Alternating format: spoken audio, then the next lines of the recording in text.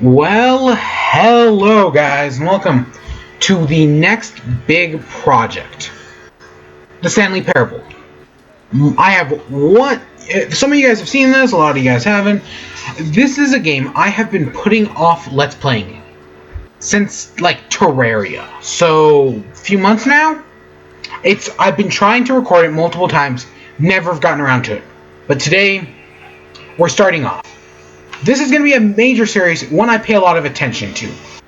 Like, it's like what I mean is like something along the lines of like Luigi's Mansion Dark Moon, or like what's another game I did it with? Kirby Triple Deluxe? Question mark.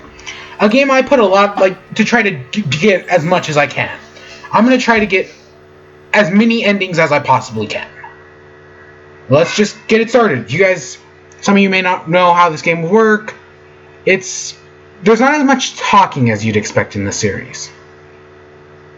I'm hoping the volume is loud enough. I'm gonna have to mess around with that. So if it sounds a little weird in these first few episodes, that is why.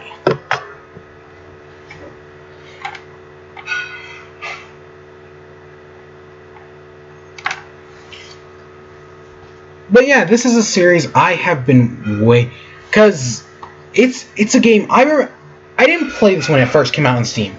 I remember I played it once back when it was a mod for, I want to say, Half-Life. I meant to look it up and I forgot to. I played it once then, and that's been it.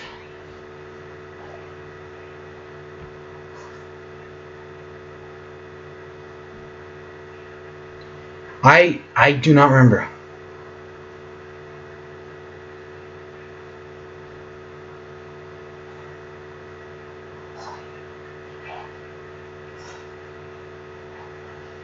It was a mod for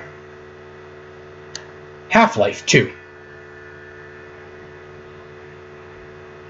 Yeah, Half-Life 2 mod. I played it when it was that, because somebody had done a video on it, and I was like, oh, I gotta check this out. And then it became a full game, sure enough. And, yeah, our goal here is to get every ending. This is the story of a man named Stanley. Stanley worked for a company in a big building where he was employee number 427. Employee number 427's job was simple.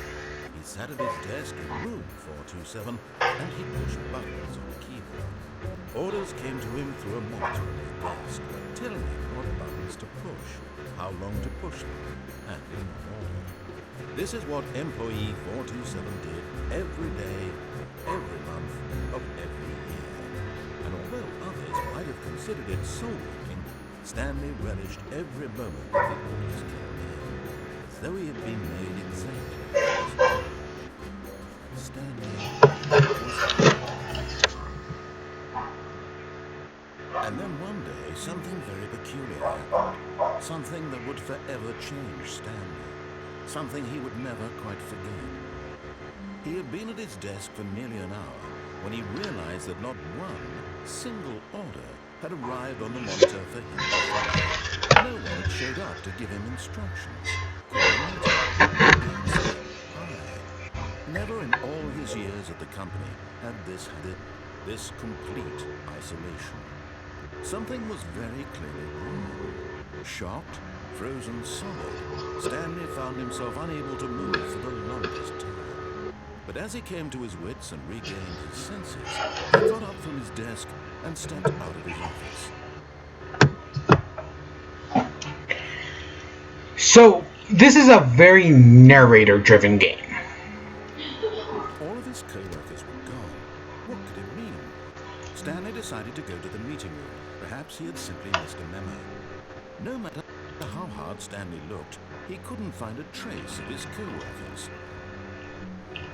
Okay, wait, give me a second. Options, audio, closed captions, on. Subtitles only?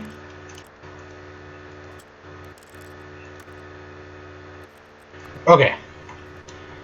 Like, it's a very narrate. There's a bunch of different, and you'll see what I mean. But I'm gonna do it all. At least that's the plan. Every achievement, you know how that goes. When Stanley came to a set of 2 open doors, he entered the door on his left. For this run, we are going to be following the narrator. That is my plan. Yet there was not a single person here either. Feeling a wave of disbelief, Stanley decided to go up to his boss's office, hoping he might find an answer there. Okay, now there is some really interesting stuff written on these. If you want to take the time to read it, you can pause it. I'm gonna kind of check over each board, just so that you can kind of get a look. It's all very interesting. At least in some way, shape, or form. Everyone is unique. And it's all uniformity. Synergize. Charts. We'll look at one more slide and then we'll move on. Great if the chart's the same, you pick the same information. It's great. The broom closet. We will come back to that. There's, like I said, a bunch of different endings and whatnot. Stanley walked upstairs to his boss's office. I'm going to try to not talk over the narrator. It's very important in my opinion.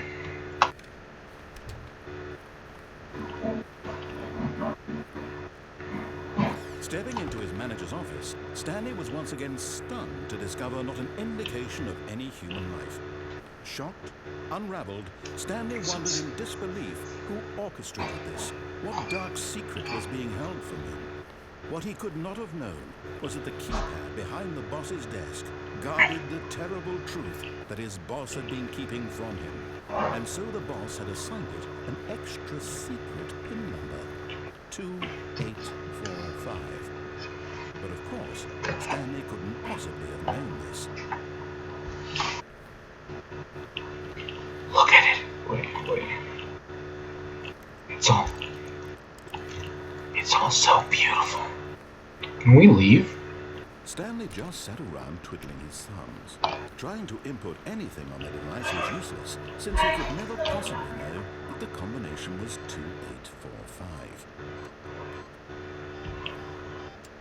Really nothing? Okay.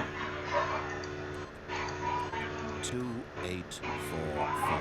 Yet incredibly, by simply pushing random buttons on the keypad, Stanley happened to input the correct code by sheer luck. Amazing. He stepped into the newly opened passageway. You can probably wait longer and he says more. I'm going to try to show as many different dialogues as I can. I don't know if I can get them all, though.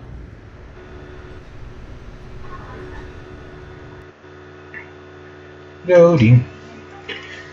But no, there's a bunch of different dialogue options, dialogue trees. I want to see as many of them as I can.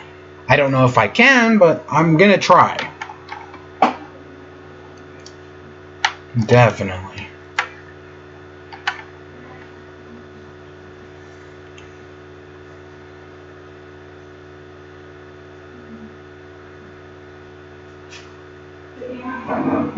Okay. It was a stirring of emotion in his chest, as though he felt more free to think for himself, to question the nature of his job. Why did he feel this now, when for years it had never occurred to him? This question would not go unanswered for long. Okay, so we got our things. Let's keep moving. Stanley walked straight ahead through the large door that read Mind Control Facility. Let's do it. Adventure! Ooh, it's a button. Poke. The lights rose on an enormous room packed with television Wow. screens. What horrible secret did this place hold? Stanley. What is that? Did he have the strength to find out? Okay, let's head forwards. Oh, the paths. Okay, so, Another button. Now the monitors jump to life. Let's see, 427. Right there. Show the number of an employee in the building. Yep, that's our office. Workers. The lives of so many individuals reduced to images on a screen. And Stanley, one of them, eternally monitored in this place where freedom meant nothing. Alright, let's see what you got. An elevator button. This mind-controlled facility, it was too horrible to believe. It couldn't be true. Had Stanley really been under someone's control all this time? Was this the only reason he was happy with his boring job? That his emotions had been manipulated to accept it blindly? Maybe it's just me, but Stanley's job has always felt really easy. He refused to believe it. He couldn't accept it. His own life in someone else's control? Never. It was unthinkable, wasn't it?